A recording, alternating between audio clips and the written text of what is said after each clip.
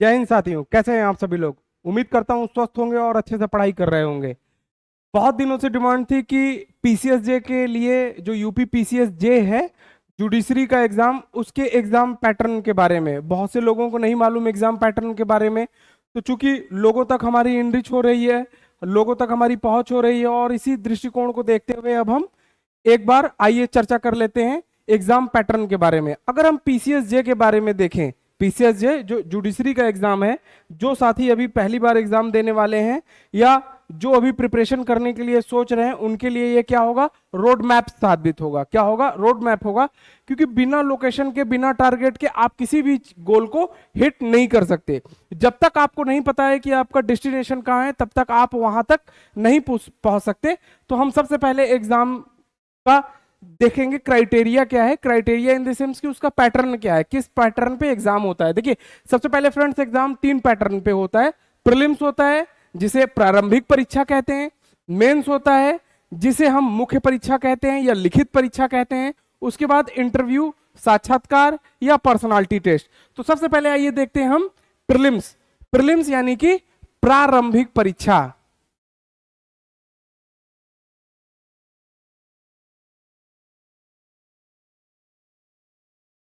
ठीक है, आइए हम जानने की कोशिश। देखिए, सबसे पहले इसमें 2 पेपर होते हैं। कितने होते हैं? 2 पेपर का ये 1 दिन का एग्जाम होता है।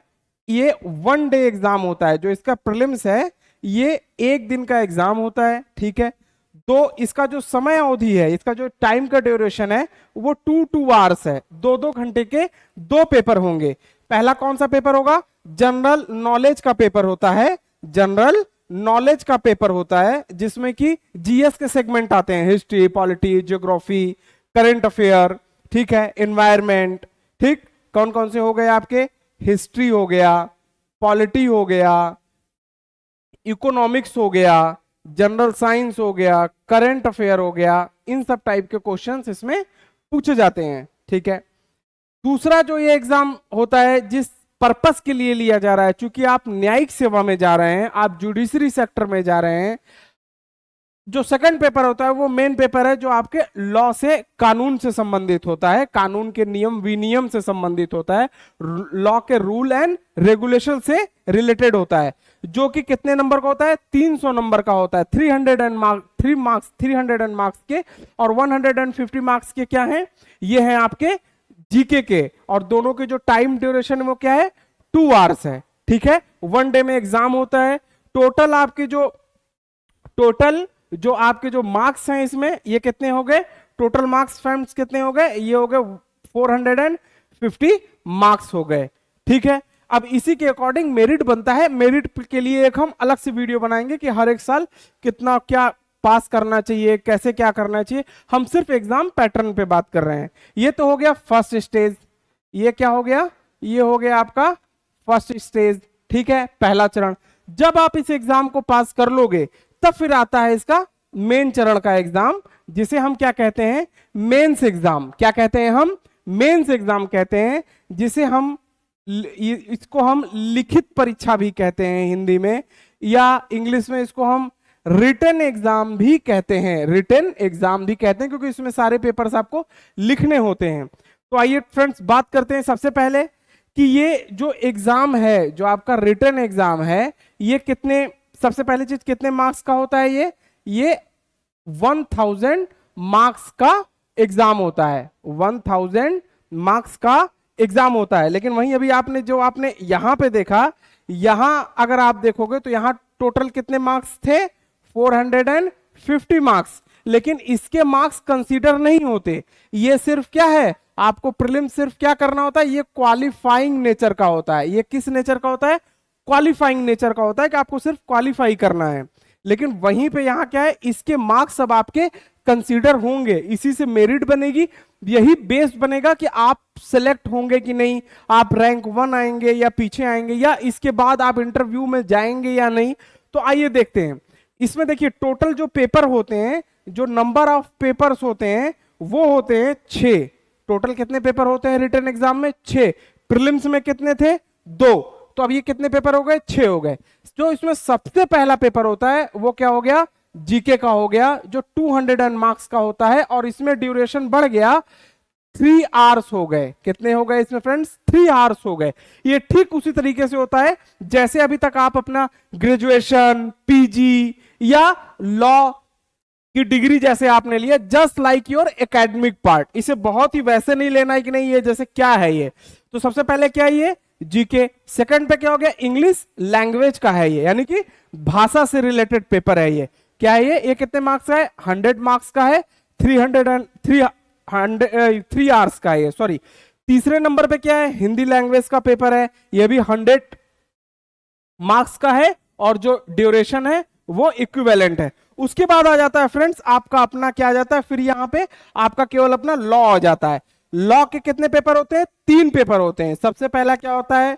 सब्सटेंटिव लॉ है, प्रोसीजर लॉ है, और उसके बाद पैनल एंड रेवेन्यू लॉ। ये 3 पेपर जो है, ये जो कितने नंबर के? 2-2, यानी कि 600 मार्क्स के आपके लॉ के नंबर, लॉ के पेपर हो गए। ड्यूरेशन बिल्कुल सेम है, और यहां कितने हो गए? 400। यानी कि कहने का मतलब क्या है? 200 मार्क्स के आपके जो पेपर हो गए, ये किस चीज के हो गए? ये हो गए जीके या जीएस, जो कह लीजिए आप, जीके या जीएस के। 200 मार्क्स के पेपर किसके हो गए? लैंग्वेज के हो गए, ठीक। और 600 क्या हो गया? आपका अपना मेन सब्जेक्ट कह लीजिए, या आपका जिस मेन, आपका जो एक्सट्रीम, जो आपका कोर एरिया है। जब आप इसी के आधार पे मेरिट बनता है, इसी को बेस बनाया जाता है, और जब आप इसको क्वालिफाई करके आगे जाते हैं, देन जो है कि इंटरव्यू या पर्सनालिटी टेस्ट, आप जो समझ लीजिए, जब आपका पर्सनालिटी इवैल्यूएशन होता है, जब आपका क्या होता है? पर्सनालिटी इवैल्यूएशन होता है, वो कितने मार्क्स का होता है? 100 मार्क्स का होता है। इसका मतलब इस पूरे एग्जाम में जो सबसे इंपॉर्टेंट रोल प्ले करेगा वो क्या है? मेंस का एग्जाम है। क्या एग्जाम है? क्योंकि देखिए, कोई भी व्यक्ति अगर इंटरव्यू देने आ रहा है तो सीधी सी बात है, वो कुछ ना कुछ तो वो जान ही रहा होगा। वो बिल्कुल ऐसे कोई उठ के हवा में तो इंटरव्यू देने आ नहीं रहा है, वो 2 स्टेज क्रॉस करके आ रहा है, ठीक है।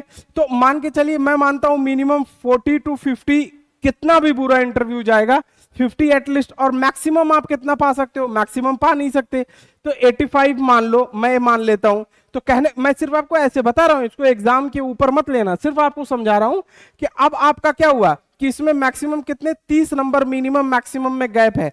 वो अलग बात है कि जब आपका रैंक डिसाइड होगा तो वहां पे 0.5 नंबर या 1 नंबर भी मायने रखता है कि आगे। और लेकिन मैं सिर्फ ये चीज कह रहा हूं कि अगर आप यहां फोकस करोगे, अगर आप यहां फोकस करोगे, तो यही आपका प्रीलिम्स भी निकालेगा, यही आपका प्रीलिम्स भी निकालेगा, यही आपका मेंस भी निकालेगा, और यहीं से आपको बेनिफिट इंटरव्यू में भी मिलेगा। यहीं से आपको बेनिफिट इंटरव्यू में भी, यानी कि जो सारा की है, जो सारा खेल है, वो कहां का है? वो मेंस का ही है। आप जितना ज्यादा मेंस पे फोकस करोगे, आपको फैक्चुअल चीजों की सोच, अगर आपके कॉन्सेप्ट क्लियर हैं, ये क्या होता है मेंस? कॉन्सेप्ट। अगर आपके कॉन्सेप्ट क्लियर हैं तो आपको अपने आप फैक्ट याद करने में प्रॉब्लम नहीं होगा, ठीक है। जब फैक्ट याद करने में प्रॉब्लम नहीं होगा तो पर्सनालिटी टेस्ट या सो कॉल्ड इंटरव्यू में भी आपको प्रॉब्लम नहीं होगी। तो अगर आप चाहते हैं, ये एक संक्षिप्त वीडियो था कि आपको एग्जाम पैटर्न के बारे में पता होना चाहिए, जो न्यू कमर्स आ रहे हैं, जिनको अभी प्रिपरेशन करनी है, तो ये उनके लिए वीडियो है।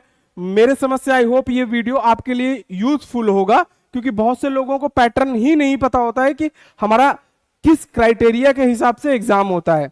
तो अगर ये वीडियो आपको पसंद आए तो इसे लाइक कीजिए, शेयर कीजिए, और अभी तक चैनल पे अगर आ गए हैं, वीडियो समझ में भी आ रही है, आपने समय दिया है, तो प्लीज चैनल को सब्सक्राइब कीजिए, अच्छे से मेहनत कीजिए। अगर आपको कुछ चीजें और एड ऑन चाहिए जे से संबंधित, तो आप प्लीज कमेंट बॉक्स में कमेंट कीजिए, जो आपको लगता हो कि आपके लिए यूजफुल हो, डेफिनेटली उस पर आगे फ्यूचर में काम किया जाएगा।